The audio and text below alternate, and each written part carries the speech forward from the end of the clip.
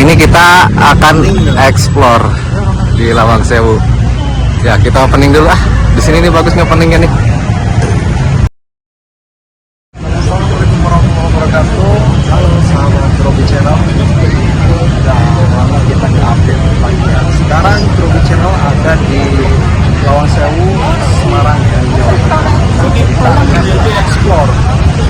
Kita tuju ya. Bagaimana sih wisata yang ada di Lawang Sewu? Mulai dari masuk, tiket masuk, ada wisata apa aja di sini. Masih penasaran? Ikuti terus. Itu Robi Channel, menjaga alam, melestarikan sejarah. Yuk, beli tiket.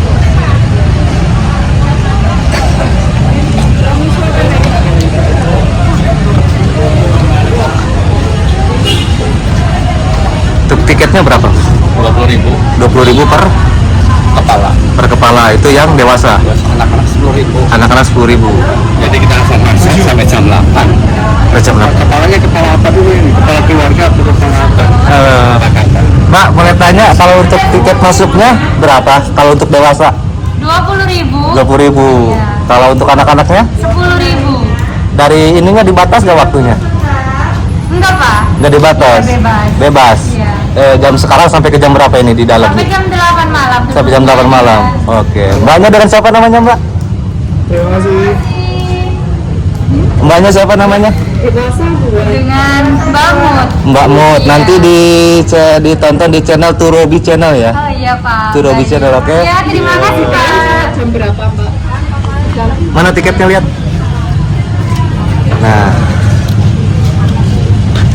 Udah belum? Nah, sahabat Robi, ini adalah tiketnya, penampakan tiket. Dan sekarang kita akan memasuki area Lawang Sewu. Tua.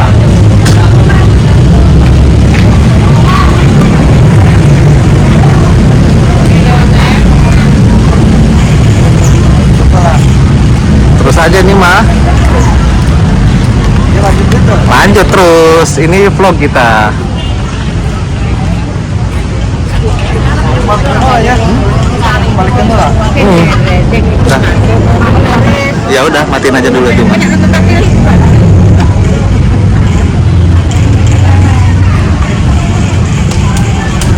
Nah, kita pas lewat masuknya itu lewat sini. Nah, oke, kita mulai masuk ya. Kalau di Pandu ada lagi biaya. Biaya 100.000. Kita arahkan semuanya. Nggak di bawah. Pemadai-pemadai itu nggak bisa masuk. Nanti aja dulu deh. Nanti aja dulu. Oke, jadi kalau pakai pemandu katanya 100.000, kita diajak keliling-keliling, spot-spotnya nanti dikasih tahu.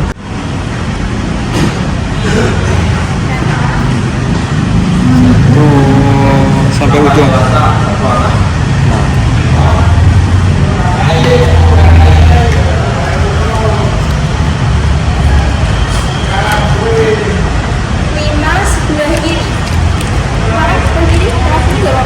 Yang sini nggak apa-apa.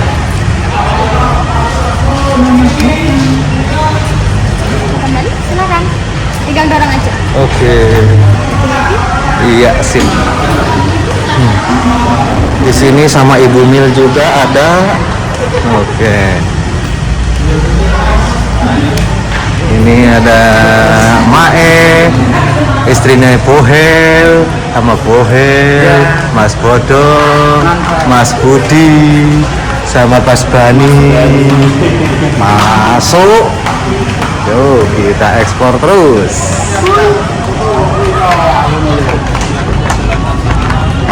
Karena aku tahu Yusir. Aku itu dari kemarin aku ngobrol.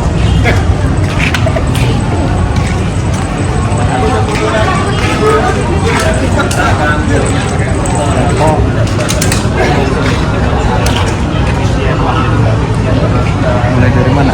Ya terserah, aramu. Mama Rene. Boleh. Pakai pemandu. Ayo mending kita pakai atas sih. Mending pakai atas. biar kita sambil bisa tanya-tanya gitu. Tawar. Pakai pemandu berapa? Jasanya kami 100 satu pangkut, satu rombongan, satu keluarga ya. Dibayarkan terakhir kalau sudah selesai mengantar. Sudah distandarkan. Standar satu. Kalau masnya bilang nggak kurang, saya nggak lebih. Gimana? Nggak 50 gitu. Sudah distandarkan mas. Ini sudah izin sama security ya? Udah. Oh ya udah. Yang penting sudah, jadi nggak Iya. masalah. Gimana? Kita sambil nge-vlog, Mas. Yang penting sudah izin, Iya. jadi kontennya itu aman daripada Iya. kalau kenapa-kenapa. Iya. Soalnya sebelumnya saya juga nganter mas YouTuber dan lain-lain. Dan mereka sudah izin, selesai. Jadi masuk dia mau upload apapun itu nggak akan terjadi sesuatu yang nggak diinginkan setelah diupload. Iya. Ntar ngobrol Baik, silakan.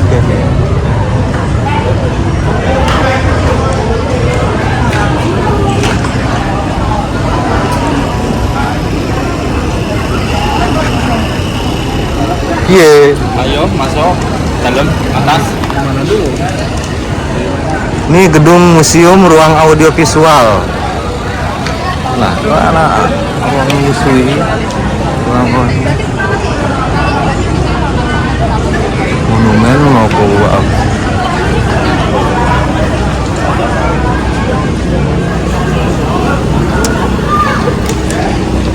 Elek pakai. Boleh? Biar lebih mulia.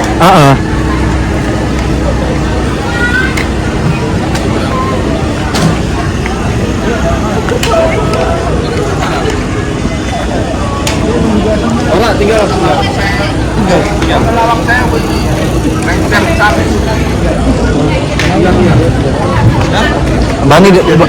Mbak Bani di sini aja, gak usah ikut. Ya tetap semua.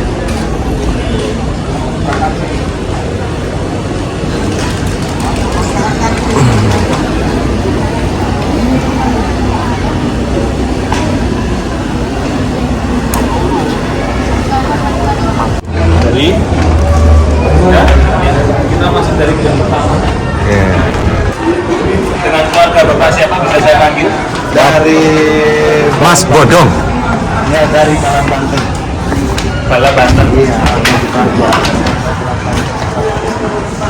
Sebelumnya saya ucapkan selamat datang di Gedung Lawang Sewu Semarang. Perkenalkan saya Andre. Nanti kalau mungkin mau tanya, minta membantu foto, jangan selalu pakai nama saya. Iya. Jangan sudah dengan saya. Kita sambil jalan sambil cerita. Gedung Lawang Sewu ini merupakan bekas kantor pusatnya kereta api se-Indonesia di zaman Belanda. Head office dari kereta api Belanda, namanya perusahaan NIS, Nederland Indische Spoorwegen, maskapai. Perusahaan ini memiliki kantor pusat di Semarang karena di tengah-tengahnya Pulau Jawa. Jadi mereka harus bangun di Semarang, tidak di Jakarta ataupun Surabaya.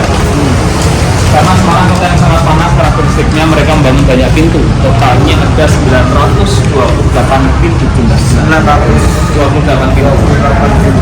Kalau mungkin mau coba foto mungkin sepi tidak ada orang, ini salah satu spot favoritnya. Ya. Spot Instagram Medona. Satu pintu satu orang, sebelum akan ada banyak orang yang lain nanti. Ya, mungkin. Apalagi ke arah sana ya, dari sini ke arah sana. Kamera di mana? Pemimpinnya siapa nih? Saya bantu ambilkan. Maaf ya. Enggak. Satu daun pintu, satu orang ada ya mas? Kita di Semarang. Iya. Satu daun. Kita di Semarang. 3 boba. 3 bobo.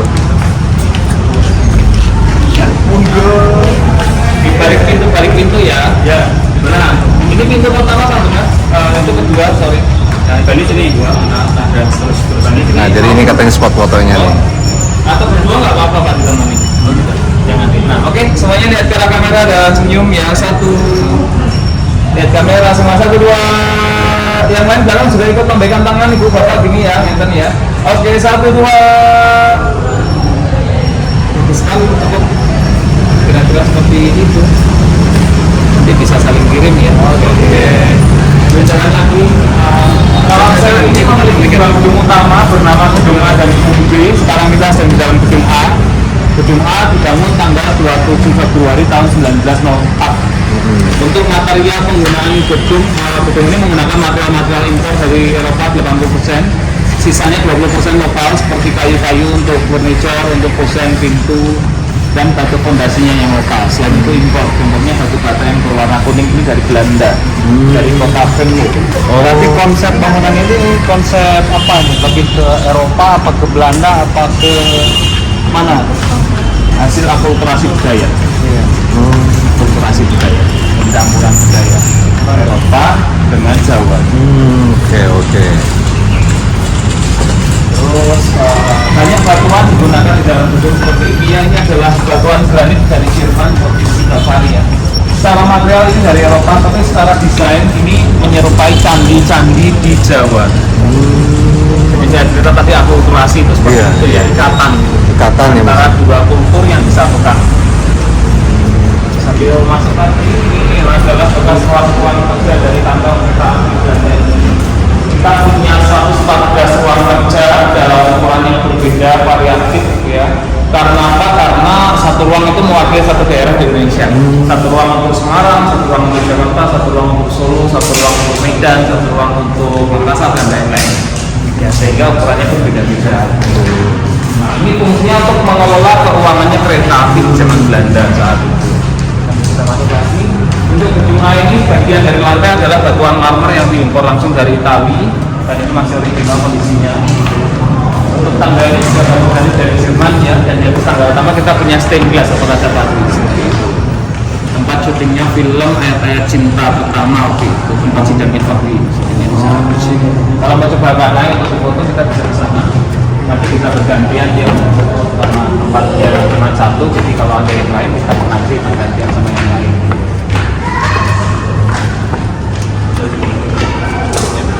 Yep. Sambil persiapan nanti di depan kita ini kalau sudah selesai foto bisa giliran gantian.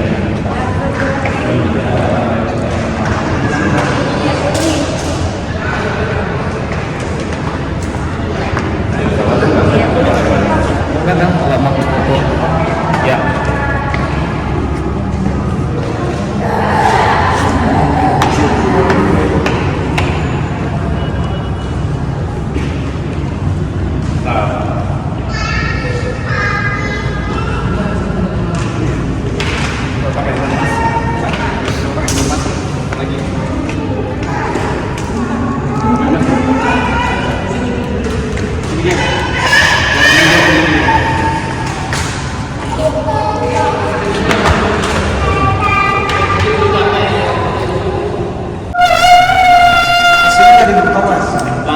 Kenapa?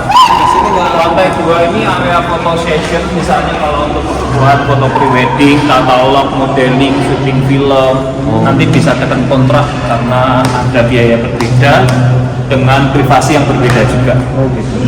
Nah, kalau tugu ini apa ini, Mas? Ini batu prasasti, ada nama diukir di situ, adalah nama seorang direksi yang untuk apresiasi perusahaan kepada karyawan, cara menghormati karyawan yang berprestasi supaya memberi contoh kepada karyawan-karyawan berikutnya.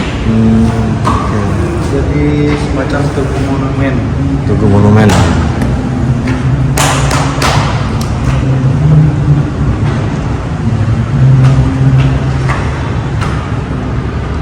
Oh ya, lupa nanya, Mas. Kalau Lawang Sewu ini didirikan pada tahun berapa sih, Mas?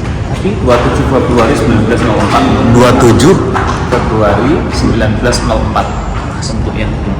Oke. 1904. Ini ya. Itu yang A. Yang pertama. Nah, terus untuk rehab gedung ini udah berapa kali sampai tahun ini? Perbaikan gedung Cagar Budaya itu dibahasakan restorasi, mungkin agak beda dengan renovasi, agar supaya lebih jelas begitu ya, bahwa Lawang Sewu ini dalam kondisi yang sepenuhnya masih original tanpa perubahan sama sekali karena dilindungi oleh Undang-Undang Cagar Budaya.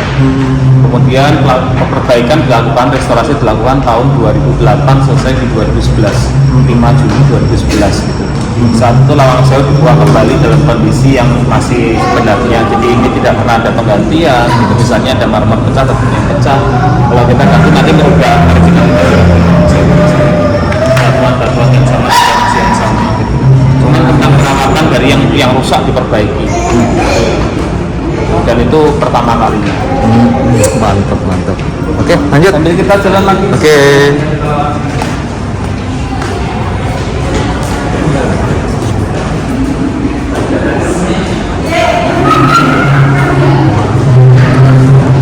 Ini salah bagian dalam itu halaman tengah itu ada sampel bekas pokok mangga tertua di Semarang yang satu harus bintang baru ya. Oh. Semakin sepertinya itu namanya karena mamanya makan bisa lupain akan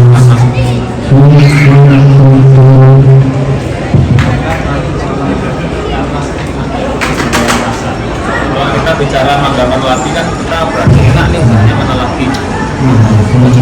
Sambil kita masuk ya, ini ada area museum. Ini beberapa arsip terpasang seperti itu adalah saham ya, dalam perusahaan kereta api ini. Mereka menjualnya dengan dikasih golden penumpang. Golden itu kalau kita teruskan di rupiah lebih dari 5 juta saat ini. Ini jaringan yang dibangun oleh kereta api ini, perusahaan kereta api ini dibangun di Pulau Jawa dan Madura, berkembang ya, dari tiap tahun ke tahun sampai 1925 laporan terakhirnya.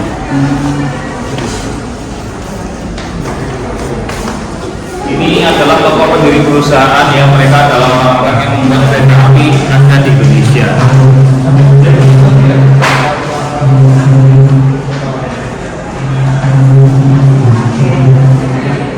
Ini tentang alasan bangunnya kereta api untuk mengangkut kesan bumi warga mereka. Dan ini foto stasiun kereta pertama di Indonesia yang sudah tidak dipakai karena kegiatan operasi.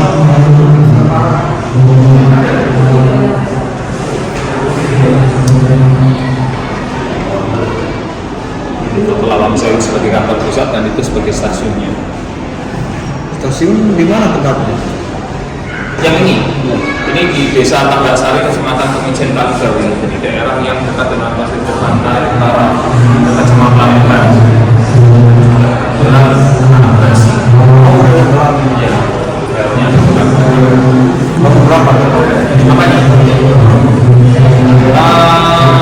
Belum bisa dipastikan, tapi itu prosesnya lambat soalnya airman itu, karena dia berhasil bukan rob ya. Iya. Lama-kelamaan daerah di Semarang itu kan tanahnya turun, air lautnya naik. Ketika sudah pasti tidak aman, tidak dipakai lagi. Ini alat-alat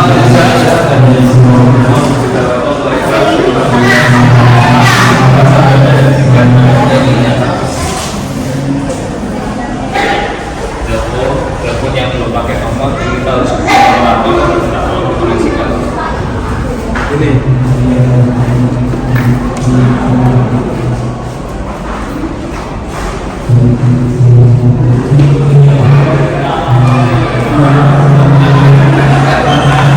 Kereta ini masih operasional di Ambarawa meskipun harus ke KPU Jatim untuk membuka perjalanan tes.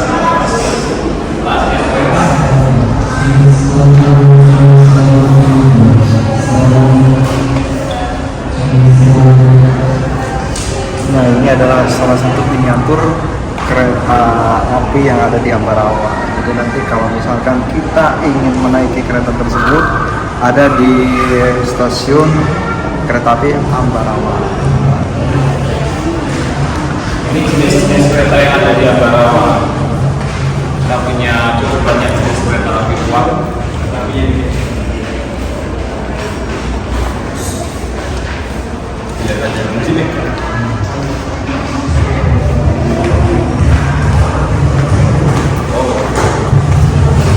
Keren.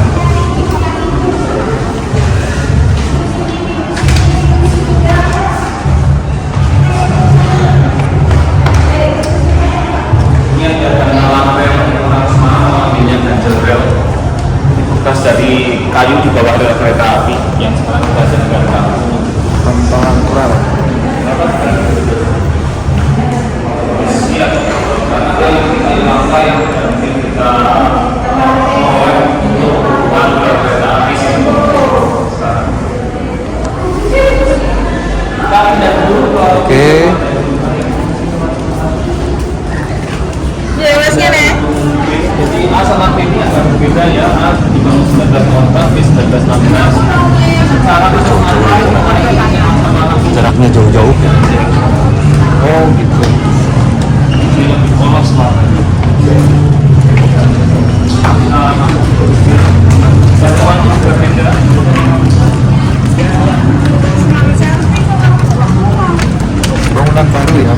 lebih baru.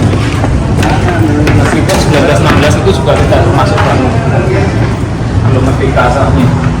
Nah, ini adalah ruang bawah tanah, ruang yang dimiliki hanya oleh gedung B yang tidak dimiliki oleh gedung-gedung yang lain ya.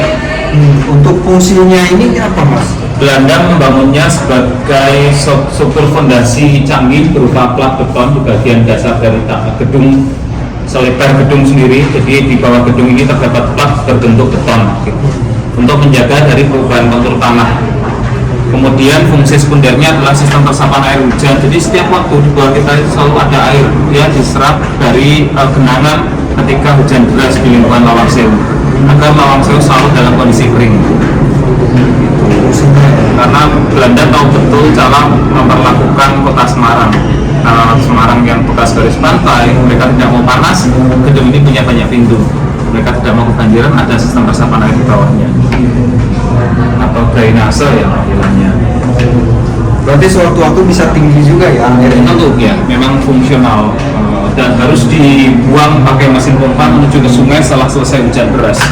Jadi ini temporer ya, fungsinya tidak ditampung kemudian meresap sendiri ke tanah, tidak, hanya menyimpan sementara. Oke.